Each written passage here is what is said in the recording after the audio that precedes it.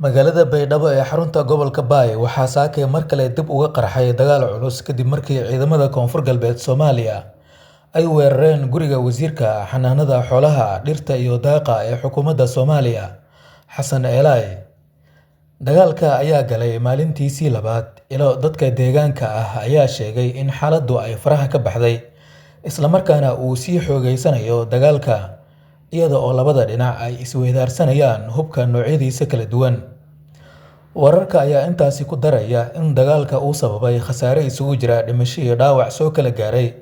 labada dhinac iyo sidoo kale dadka shacabka ah ee ku sugan magaalada Baydhabo. Meydad iyo dhaawacyo ayaa la gaarsiiyey isbitaalka weyn ee magaalada Baydhabo. Xaaladda ayaana aad u kacsan, waxaana dadka ku nool magaalada Baydhabo ay isaga barakacayaan gudaha magaalada. Wasiir Xasan Eelaay oo la hadlay warbaahinta ayaa sheegay in gurigiisa lagu soo duulay,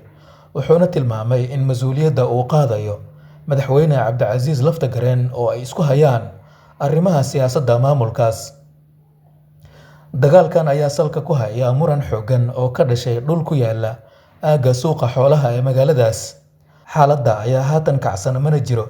weli wax hadal ah oo ka soo baxay saraakiisha amniga oo ku aadan dagaalka ka socda Baydhabo, waxaana dhinaca kale lasoo sheegayaa in isgaarsiinta ay jartay Koonfur Galbeed. Dagaalkan waxaa ka horreeyay mid kale oo galinkii dambe ee shalay ka dhacay halkaasi,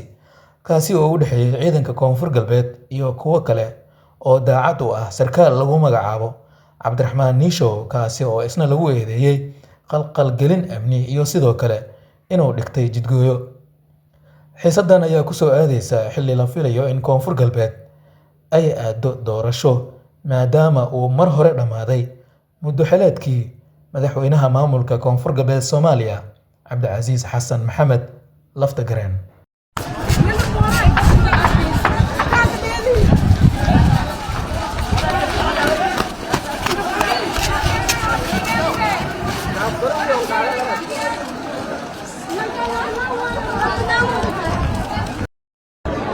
warbixinta muuqaalka yara diyaarsada oo diray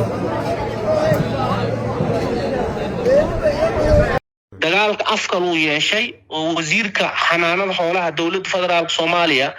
ayaa gurigiisii iyo ilaaladiisii ehelkiisii la weeraray, waxaana weeraray maamulka Koonfur Galbeed. wallahi aamusnaanta dowladda federaalka Soomaaliya ka shakiyay. dowladda waa ka shakiyay, maxaa ula jeedaa siyaasi? dagaal shalay barqadii bilowday oo shalay galabtii socday ilaa xalay socday oo saaka bilowday ilaa hadda socda. dadkan yaa dowlad u ah oo mas'uuliyadoodii qaaday oo mas'uulka ah soo dowladda federaalka Soomaaliya ma ah. siyaasi Cabsitaar, marka hore dalsan TV kusoo dhawow. marka xigta Baydhabo jawigeeda saakay, bal ka waran maxaa isbedelay? waa maasantihiin asxaabta dalsan TV. magaalada Baydhabo sidii aan xalay ku wada hadalnay, shalay barqadii ayaa dagaal ka bilowday. dagaalkaasoo ku bilowday meel dhismo ah oo mashruuc bangiga adduunka uu bixiyay oo lagu dhisayay suuqi xoolaha magaalada Baydhabo. mashruucaasna waxaa dhisayay nin ganacsada ah oo Nuur Amar Dambe la yiraahdo, wasiirkii hore gaashaandhigga dowladda Soomaaliya la dhashay walaalkiisii ah. waxaa kaloo dhismahaas ka soo horjeestay oo xaafadahaygii iyo meel aniga aan deganahay ayaa ku durka yiri nin kaloo ganacsato ah oo Cadow Aadan Nuunow la yiraahdo, oo asagana ka mid ah ganacsatada suuqa irtoogta ee magaalada Baydhabo. horta dagaalka wuxuu ku bilowday laba nin oo ganacsato ah wax isku haysato, kadibna wuxuu ku faafay militariga Soomaaliya. dagaalka waxaa ku soo biiray nin Cabdiraxmaan Niishow la yiraahdo, militariga Soomaaliya ka tirsan, oo gudoomiyaha baarlamaanka Sheekh Aadan Madoobe qaraabo la ah. marka shalay barqadii ilaa shalay galabtii dagaalka noocaas u socday. saaka markii 12:37 markay ahayd, dagaalka afkan uu yeeshay oo wasiirka xanaanada xoolaha dowladda federaalka Soomaaliya ayaa gurigiisii iyo ilaaladiisii ehelkiisii la weeraray, waxaana weeraray maamulka Koonfur Galbeed. maxay ku sababeeyeen marka haddii ay hadleen? maxaase tahay ujeedada ka dambeysa in la weeraro? dagaalka shalay wuxuu ahaa laba nin oo ganacsato ah dhismo isku haysta. marka cidii dagaalka dhinaca siyaasadda u soo rartay ayadaa laga rabaa in la weydiiyo. marka dagaalka wasiirka xanaanada xoolaha dowladda federaalka Soomaaliya kuma jirin, wuxuu u dhaheeyay laba nin oo ganacsato ah oo dhul iyo waxyaabo isku haystay militariga Soomaaliya sarkaal ka tirsan ayaa shalay ku soo biiray Cabdiraxmaan Nisho yiraahdo marka saaka wajiga dagaalka in dawladda federaalka Soomaaliya iyo dawladda koonfur galbeed ay isku qabsadaan magaalada Baydhabo taas wallahi xafiiska ra'iisul wasaaraha iyo wasiirka xanaanada xoolaha ayaa weydiinayay madaxweynaha koonfur galbeed siyaasi magaaladu waxaa la soo warinayaa hadda ama warar kala duwan ay sheegayaan in qayb ay u xiran tahay oo qayb kastaba maleeshiyaad ay joogaan magaalada Baydhabo in waqtigan ay saasay noqoto maxaa sabab is leedahay magaalada Baydhabo waa magaalo la yaqaano oo magaalo dadkeeda ay kala degan yihiin xaafadaha magaalada Baydhabo labay ka kooban yihiin marka xaafada 9 iyo xaafada 8 la kala yiraahdo waa magaalo oo qabiil dhinac ka deganay oo ahayd dib u heshiisiin iyo wada hadal iyo walaalow ayaa lagu joogay marka qofkii saaka xabad ka bilaabay ilaa shaladan xabad ka waday hadii xabadii joojin waayo xabadii inay socoto hal u arkay marka dadka xabadda u dhaxayso ayaa weydii karteen inay xabad hal tahay in kale maxaa qasaaro dagaalka ka maqashay dhimasho iyo dhaawac wararkii ugu dambeeyay shalay waxaan maqlay 6 dhimasho ah iyo 11 dhaawac ah oo wasiirka maaliyadda dawladda koonfur galbeed uu ku jiro oo lugta xabad kaga dhacday saakan isgaarsiintii magaalada Baydhabo shirkadda Somtel iyo shirkadda Hormuud waa la damiyay saaka 12 saac iyo 37 daqiiqo dagaalku bilowday ilaa hadda aan idin hadlaayo 2 saac iyo 36 daqiiqo ah